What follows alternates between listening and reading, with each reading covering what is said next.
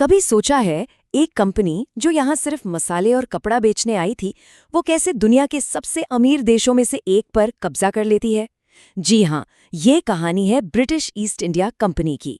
और आज हम यही देखने वाले हैं कि कैसे सिर्फ व्यापार के बहाने इस एक कंपनी ने भारत की पूरी किस्मत और उसकी अर्थव्यवस्था को हमेशा हमेशा के लिए बदल कर रख दिया। तो चलिए सबसे पहले ये समझते हैं कि आखिर उस समय का भारत था कैसा। देखिए, भारत कोई मामूली देश नहीं था, वो व्यापार का एक ग्लोबल हब था। एक ऐसा केंद्र जिसकी दौलत, जिसका खजाना यूरोप की बड़ी बड़ी ताकतों को चुंबक की तरह अपनी ओर खींच रहा था। और जाहिर है, हर कोई इस सोने की चिड़िया में से अपना हिस्सा चाहता था। बस यहीं से शुरू हुई एक जबरदस्त होड़। और ये दौलत की दौड़ कोई छोटी मोटी नहीं थी, हर कोई इसमें शामिल हो रहा था। देखिए, सबसे पहले 1498 में पुर्तगाली आए मसालों के व्यापार पर कब्जा करने। फिर क्या, उनके ठीक पीछे पीछे 1602 में डच आ धमके और 1664 में फ्रांसीसी भी मैदान में उतर आए। और इसी घमाघमी के बीच साल 1600 में एक नए प्लेयर की एंट्री होती है, ब्रिटिश ईस्ट इंडिया कंपनी। उस वक्त तो वो बस एक और मामूली व्यापारी कंपनी ही लग रही थी। तो सवाल वही है, एक मामूली सी ट्रेडिंग कंपनी आखिर एक हुकूमत कैसे बन गई? कहानी में यही वो टर्निंग पॉइंट है जहां ईस्ट इंडिया कंपनी ने अपने सारे कॉम्पिटिटर्स को एक एक करके रास्ते से हटाया और इस पूरे सबकॉन्टिनेंट की सबसे बड़ी ताकत बनने का सफर शुरू किया। और इस बदलाव की शुरुआत हुई 1757 में प्लासी की लड़ाई से। सच कहूं तो यही वो पल था, वो एक लड़ाई जिसने सब कुछ बदल दिया। यहीं से भारत में सीधे ब्रिटिश पॉलिटिकल कंट्रोल की नींव पड़ी। और उन्होंने शुरुआत कहां से की?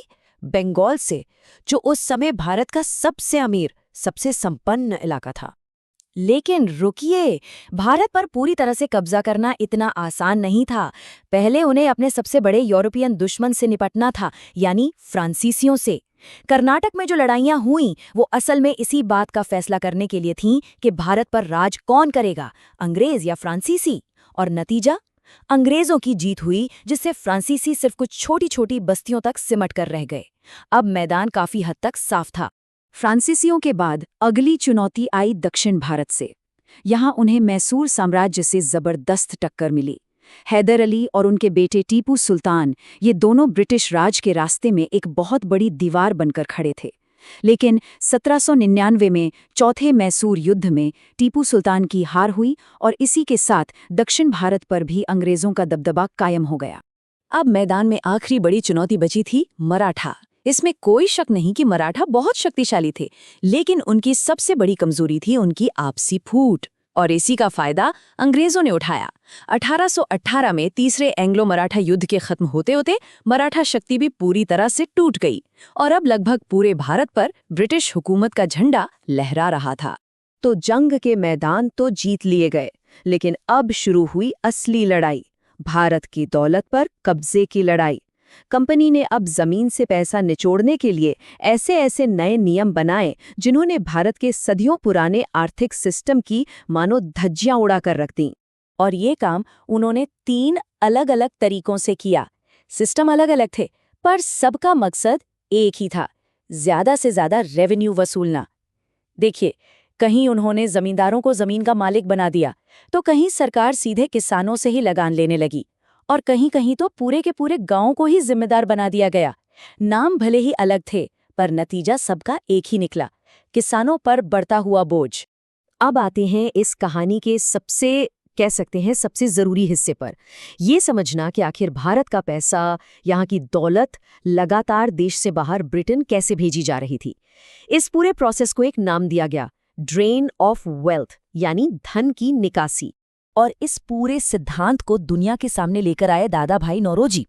उनका काम सच में एक गेम चेंजर था। क्यों?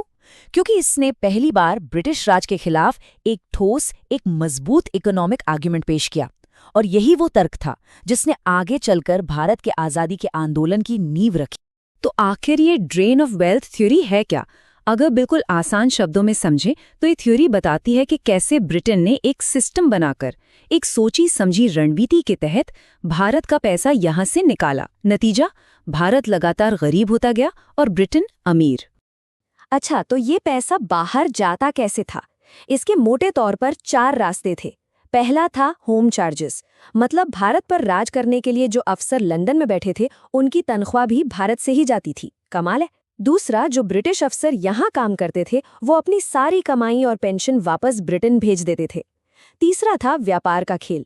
भारत से कच्चा माल कौड़ियों के दाम पर खरीदा जाता और उसी से बनी महंगी चीजें वापस भारत को ही बेची जाती। और चौथा, ब्रिटेन ने यहाँ जो भी पैसा इन्वेस्ट किया था उससे होने वाला सारा का सारा मुनाफा भी देश से बाहर ही जा रहा था। दादा भाई नौरोजी ने हिसाब लगाया था कि हर साल लगभग 12 मिलियन पाउंड भारत से बाहर जा रहे थे। जरा सोचिए, आज के हिसाब से ये रकम अरबों में होगी। ये वो पैसा था जो भारत के स्कूलों, अस्पतालों, सड़कों पर खर्च हो सकता था। लेकिन नहीं, ये पैसा ब्रिटेन को और अमीर बना रहा था और भारत की अर्थव्यवस्था की कमर तोड़ रहा था। तो इस पूरी आर्थिक लूट का भारत पर असर क्या हुआ? असर बहुत गहरा था और परमानेंट था। इसने भारत के उद्योग और खेती दोनों की शक्ल हमेशा के लिए बदल कर रख दी। चलिए एक नज़र डालते हैं कि इसकी विरासत में हमें क्या मिला। सबसे पहला और सबसे बड़ा असर, भारत के जो पारंपरिक उद्योग थे जैसे हाथ से कपड़ा बनाना, वो पूरी तरह से तबाह हो गए। इसी को डी इंडस्ट्रियलाइजेशन कहते हैं। फिर जो रेलवे लाइनें बिछाई गईं, उनका असली मकसद भी ब्रिटिश व्यापार को फायदा पहुंचाना था। भारत का कच्चा माल बंदरगाहों तक ले जाना और ब्रिटेन का बना बनाया सामान देश के कोने कोने में पहुंचाना।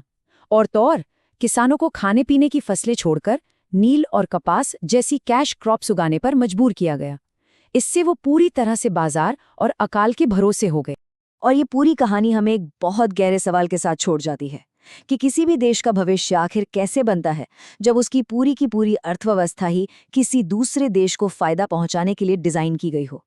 ये एक ऐसी विरासत है जिसके असर पर आज भी बहस जारी है।